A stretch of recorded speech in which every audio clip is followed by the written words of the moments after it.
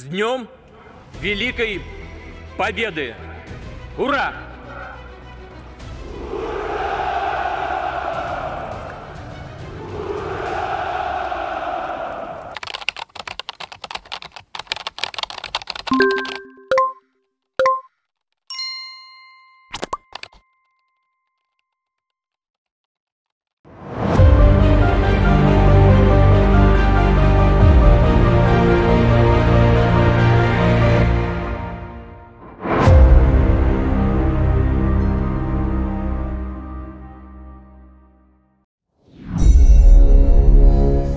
Kembali ke Perang Dunia Ketiga di awalnya. Mengapa kita mengatakan Perang Ukraina bisa menjadi Perang Dunia Ketiga di awalnya? Apa perbedaan dengan perang di Suriah, perang di Libya, perang di Palestina, dan perang di Afghanistan? Pertama, karena perang Ukraina pencetusnya Rusia, sementara perang-perang lainnya adalah perangnya Amerika. Amerika itu boleh membunuh rakyat sipil, boleh menyerang sebuah negara, boleh menjatuhkan sebuah pemerintahan atas nama agar dunia menjadi lebih baik. Negara lain harus diam. Kalau Rusia, sebaliknya, tidak boleh dan menjadi penjahat musuh bersama dunia. Sungguh, perang Rusia-Ukraina, perang yang selain perbedaan niatnya, permasalahannya, dan pastinya, dua negara ini, Ukraina dan Rusia, adalah dua negara produsen besar yang kalau mereka menurunkan produksinya atau tidak jualan, maka dunia bisa bermasalah. Suriah, Afghanistan, Irak, ya hanya punya fosil oil, minyak bumi dengan jumlah yang kalau ditotal pun tidak terlalu besar. Namun Ukraina dan Rusia, kalau ditotal merupakan 15% produksi minyak dunia. Gandumnya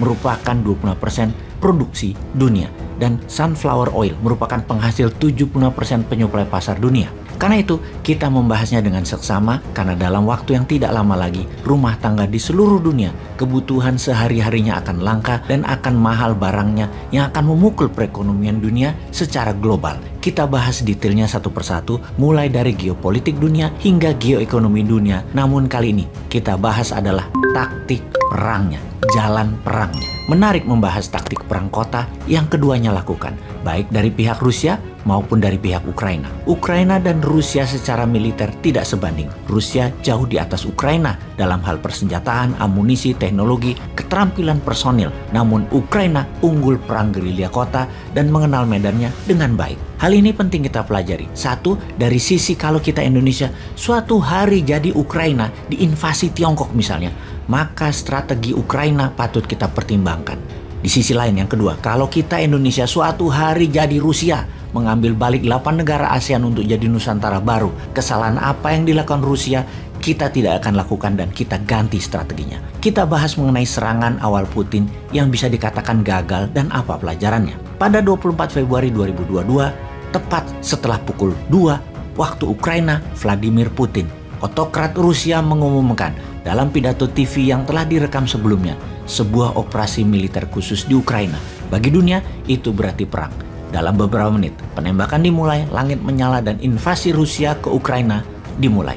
Namun, bagi banyak orang Ukraina, ini tidak dianggap sebagai permulaan, tapi kelanjutan konflik yang dimulai sekitar 8 tahun sebelumnya pada musim semi 2014. Sejak Rusia dan pemberontak yang didukungnya menguasai Crimea dan sebagian besar Ukraina Timur, Ukraina telah mempertahankan kehadiran militer yang diperluas dan aktif sepanjang perbatasan Ukraina terhadap Rusia. Pada tahun 2017, misalnya, Rusia mendirikan kembali tentara gabungan ke-8 di Novotcherkassk. Dibangkitkan kembali dengan dalih bahwa itu adalah keputusan defensif yang kemudian sejak itu telah menambah artileri, rudal, bahkan beberapa analis percaya memasukkan separatis ke dalam barisannya sendiri. Ini bukanlah perkembangan yang terisolasi dari Sevastopol di ujung selatan Crimea hingga Klinci di sepanjang perbatasan utara Ukraina, pangkalan Rusia, titik perbatasan dan infrastruktur militer umum telah berkembang semakin mengelilingi Ukraina sejak 2014. Pada hari Rabu 3 November 2021,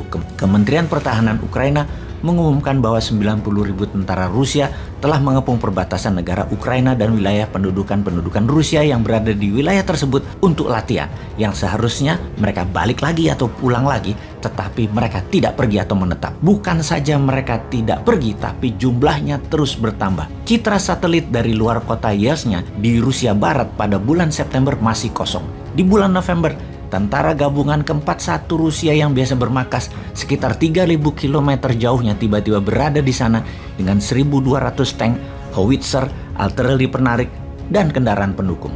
Pada bulan Januari 2022, pasukan Rusia meluncur ke Belarus untuk latihan bersama.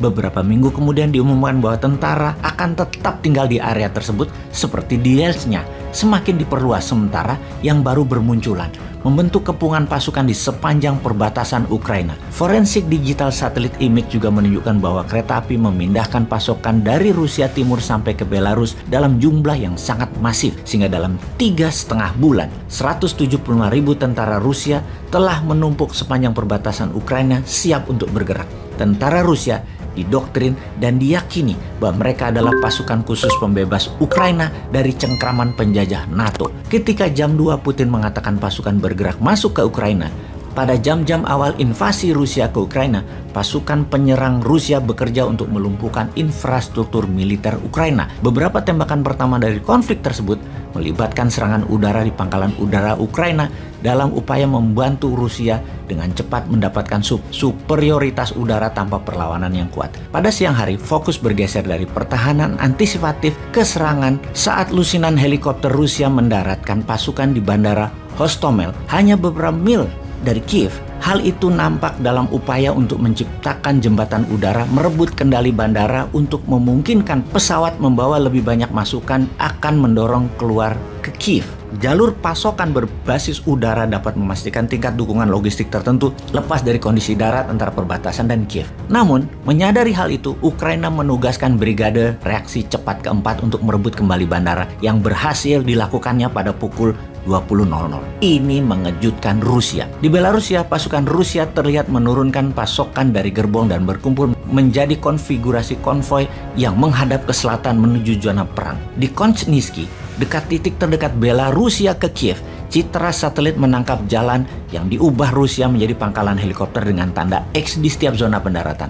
Namun, terlepas dari semua infrastruktur perang yang direncanakan dengan baik dibangun di sekitar Ukraina, hal-hal di dalam perang tampaknya kurang direncanakan dengan baik oleh Rusia. Saat hari kedua pertempuran, pasukan Rusia mengarahkan pandangan mereka ke Kiev, ibu kota negara itu, rumah bagi pemerintah dan pemimpin Ukraina Volodymyr Zelensky. Dengan ambisi utama Rusia adalah mendirikan pemerintahan boneka, Kiev adalah target utama bagi pasukan penyerang. Namun, mereka hanya berhasil mencapai pinggiran kota. Masih di sana dari hari ketiga sampai saat ini hampir sebulan. Mereka menghadapi perlawanan sengit dan membuat sedikit kemajuan. Saat hari kedua menjelang hari ketiga, muncul foto dan video yang mulai melukiskan gambaran yang lebih jelas lagi.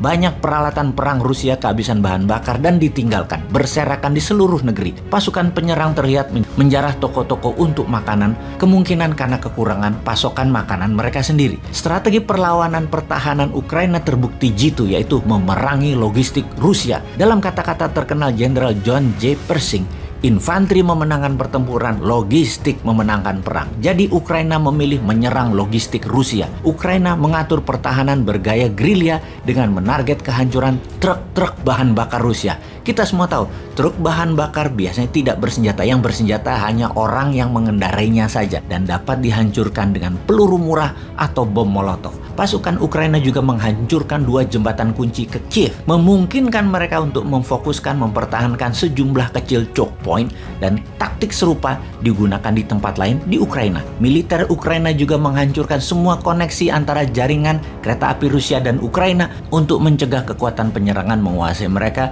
untuk meningkatkan jalur pasokan mereka. Di tempat lain di seluruh negeri, kota-kota besar dan kecil membongkar rambu-rambu jalanan mereka dengan beberapa kasus mengecat dengan tulisan "Selamat datang di neraka", sehingga mempersulit pasukan Rusia yang banyak diantaranya hanya mengandalkan peta kertas untuk bernavigasi di Ukraina. Sementara itu, militer Rusia yang hampir sepenuhnya bergantung pada komunikasi radio analog yang tidak aman, penggemar radio amatir dan organisasi peretas anonimus bekerja untuk memblokir dan mengawasi frekuensi radio-radio musuh atau radio-radio Rusia tersebut. Bagi banyak ahli, kesulitan logistik militer Rusia bukanlah hal yang mengejutkan.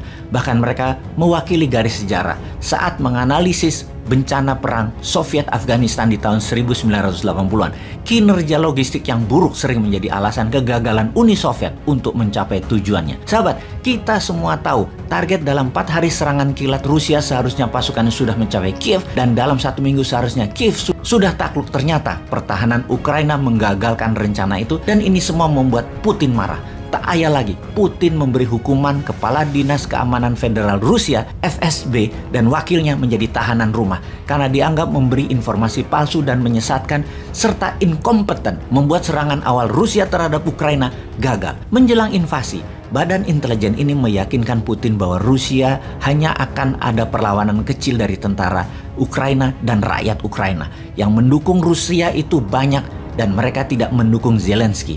Faktanya, tentara Ukraina dengan gerilya taktik dan rakyat Ukraina menjadi pejuang dengan semangat militan menghalangi jalannya tentara Rusia. Kemudian Rusia merubah taktik perangnya, yang ternyata Ukraina pun merubah taktik perangnya. Kalau kita Indonesia bagaimana?